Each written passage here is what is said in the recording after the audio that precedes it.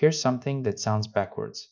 If you pull an all-nighter to study for a big test, you might actually remember less than if you had just gone to sleep, because your brain does its most important memory work while you're completely unconscious. Sleep is not your brain switching off. It's the night shift clocking in. While you're out, a whole crew gets to work sorting, saving, and wiring in everything you learned during the day. All day long, new memories pile up in a small temporary inbox called the hippocampus. By the time night falls, that inbox is absolutely overflowing. The thing is, that inbox is fast but tiny.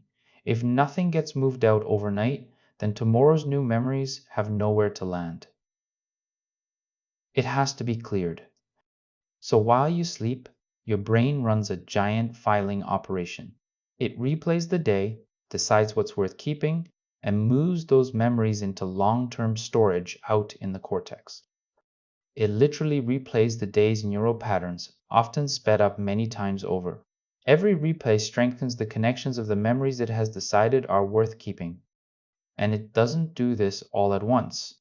Sleep moves through repeating stages across the night, and each stage has a different job to do for your memory.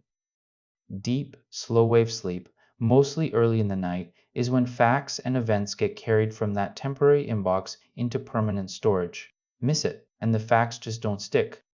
REM sleep, when you dream, does something different. It weaves new memories into everything you already know, which is why it powers creativity, problem-solving, and physical skills. Your brain also uses the night to prune. It quietly trims away the weak, useless connections, so the important ones stand out clearer the next day. Here's the magic part. Practice a song or a new move, then sleep on it, and you'll often be measurably better the very next morning without having touched it again. Sleep finished the job for you.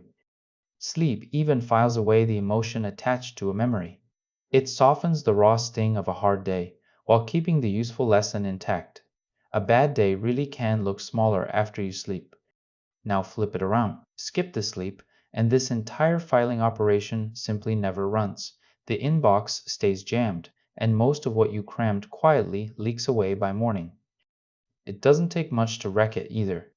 Late caffeine and bright screens at night steal exactly the deep and REM stages that do the most for your memory. The good news? Even a short nap helps. A nap of 20 to 90 minutes can clear out that inbox and give your recall a real, measurable boost in the afternoon. So use it on purpose. Review the thing you most want to remember right before bed, and your brain will quietly file it away for you overnight, completely for free. Treat your sleep like it's part of studying, because it genuinely is. An extra hour awake rereading notes often loses to an extra hour of sleep actually saving them.